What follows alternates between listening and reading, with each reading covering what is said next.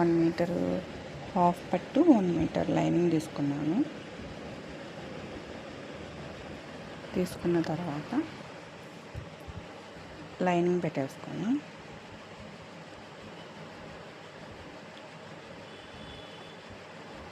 బ్లౌజులకి అయితే వాటర్లో పిండేస్తాము, దీనికైతే అవసరం లేదండి. 2 ఫోల్డ్ చేసేసుకొని బ్లౌజ్ ఎంత ఉందో అంత పెట్టేసుకోవాలి. ఇప్పుడు చూడండి, ఇది ఉక్సులు పట్టి కాదర పట్టి కోసం నేను ఈ ఫోల్డింగ్ చేస్తున్నాను. మార్కింగ్ వేసేసుకోండి. మార్కింగ్ వేసేసుకొని ఇలా చేసుకుంటే క్లాత్ ఖర్చులు పెట్టేసుకుంటే గుర్తుంటుంది. దీని మీద ఒక గీత వేసేసుకుంటే గుర్తుంటుంది.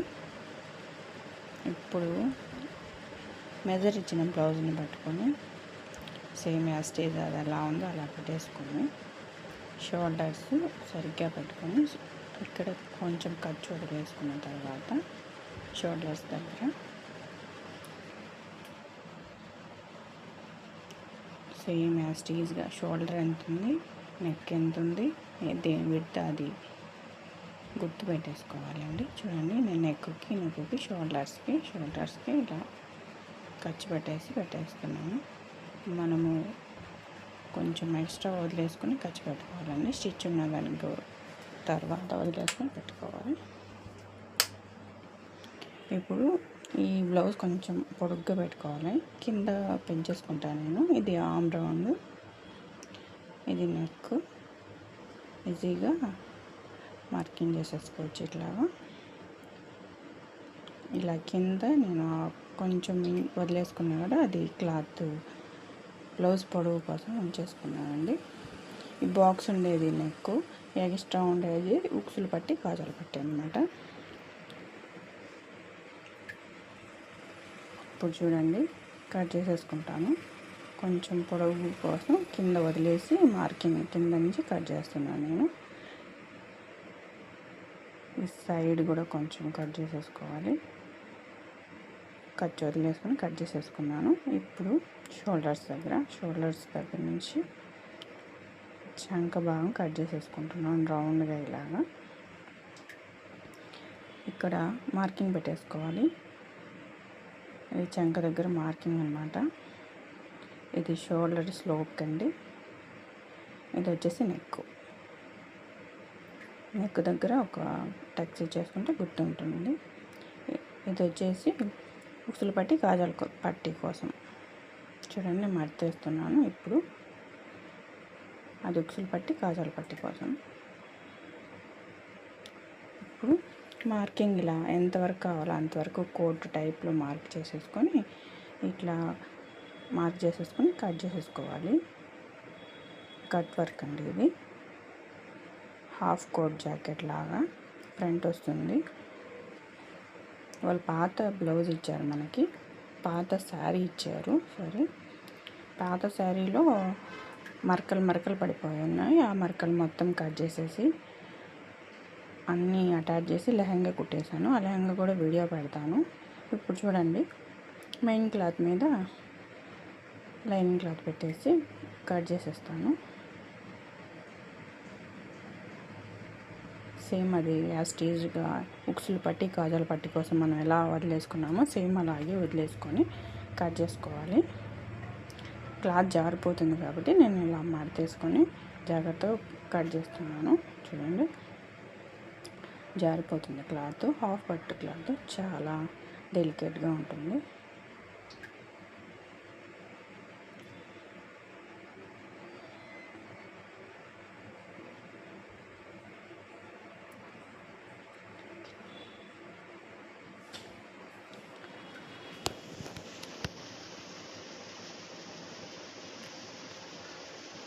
ఇప్పుడు ఏ పార్ట్కి ఆ పార్ట్ విడివిడిగా తీసేసుకొని అన్నీ ఒక దగ్గర జాయిన్ చేసుకొని పెట్టేసుకోవాలి. చూడండి, ఇప్పుడు టక్స్, దీనికి కూడా టక్స్ ఇచ్చేసుకుంటున్నాను. సేమ్ ఉక్సులు పట్టి కాజాల పట్టి కోసం. ఇది వచ్చేసి షోల్డర్ దగ్గర. ఇవి మడతేసుకొని పక్కన పెట్టేసుకొని జాగ్రత్తగా. ఇప్పుడు మనం కట్ వర్క్ కట్ చేసుకున్నాం కదా, అది మెయిన్ క్లాత్ మీద పెట్టి తిప్పేసుకోవాలన్నమాట. ఇలాగా నేను పెట్టినట్టుగా ఉక్సులు పెట్టేసుకోండి. కొత్త వారైతే ఉక్సులు పెట్టేసుకొని ఇలా నిదానంగా జాగ్రత్తగా సూది కిందకి దించుకొని పాదం పైకి పెట్టుకొని ఇలాగా నిదానంగా కుట్టుకుంటూ వెళ్ళిపోవాలి.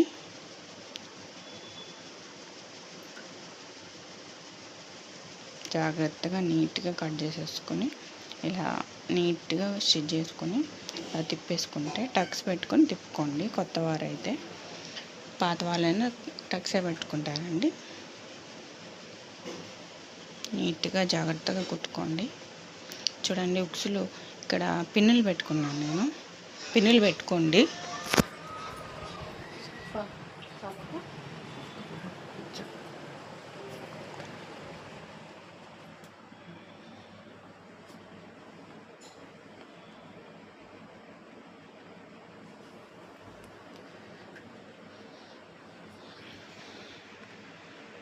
ఇలా జాగ్రత్తగా నీట్గా కట్ చేసుకోండి. కుట్టేసుకున్న తర్వాత తిప్పేసుకోవాలి. తిప్పేసుకునేది కూడా నేను చూపిస్తాను. మొత్తం స్టిచ్ చేసేసానండి. ఇప్పుడు అది సేమ్ యాజ్ ఇట్ ఈజ్ ఎలా ఉందో కట్ చేసేసుకొని అక్కడక్కడ టక్స్లు ఇచ్చుకొని తిప్పేసుకొని ఐరన్ చేసుకోవాలండి. చూడండి, నేను ఎంత నీట్గా నిదానంగా కట్ చేస్తున్నాను. తొందరపడిపోకండి. నీట్గా నిదానంగా కట్ చేసుకుంటే అట్లా స్లోగా వస్తుందండి, లేకపోతే నీట్గా రాదు.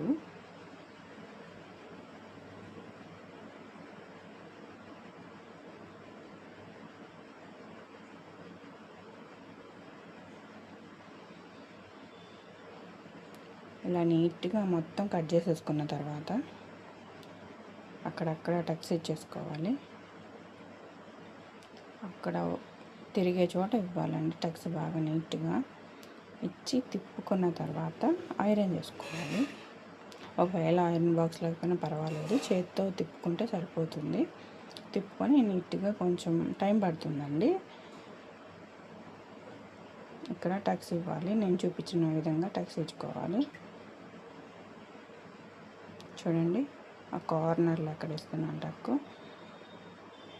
తర్వాత ఇక్కడ పైన కూడా ఇట్లా కట్ చేసుకోవాలి. అక్కడక్కడ టక్ ఇచ్చేసుకొని తర్వాత తిప్పేసుకోవాలి. టక్స్ మాత్రం ఖచ్చితంగా ఇవ్వాలండి, లేకపోతే నీట్ ఫినిషింగ్తో రావు. రౌండ్గా రావు, వీలాగా వస్తాయి. వీ షేప్లో వస్తాయండి.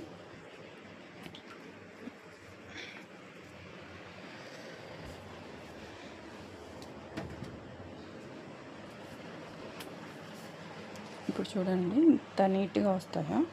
ఇలా తిప్పుకోవాలండి.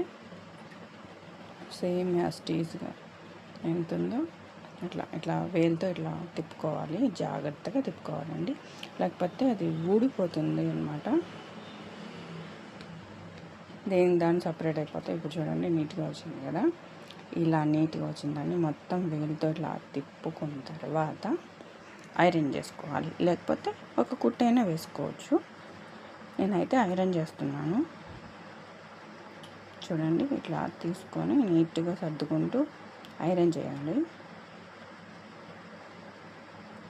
నేనైతే ఇక్కడ ఐరన్ కుట్టట్లేదు అండి, ఐరనే చేస్తున్నాను.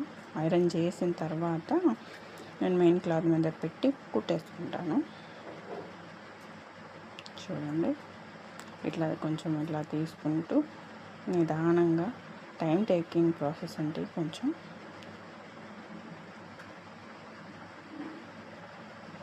ఇలా నిదానంగా తీసుకోవాలి.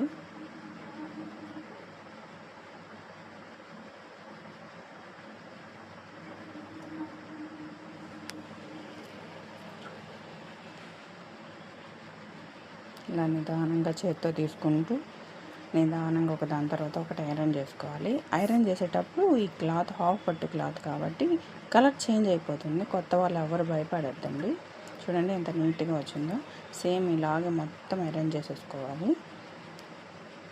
ఐరన్ చేసుకున్న తర్వాత వేరే కలర్ మారిపోతుంది, నీట్గా వచ్చేస్తుందండి.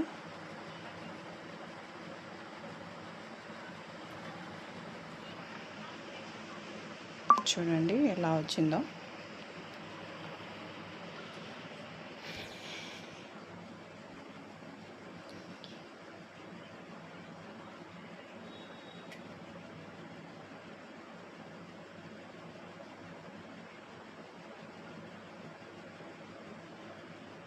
ఇలా మొత్తం చేత్తో నీట్గా తీసేసుకొని ఐరన్ చేసుకుంటూ వెళ్ళిపోవాలండి నిదానంగా.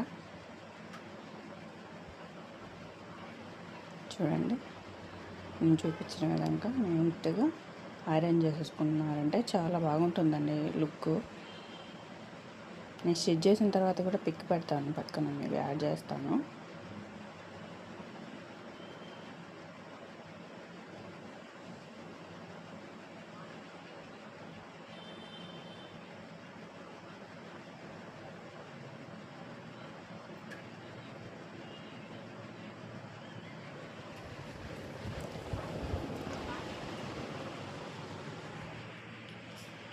మొత్తం అరేంజ్ చేసుకున్న తర్వాత ఎంత నీట్గా వచ్చిందో చూడండి.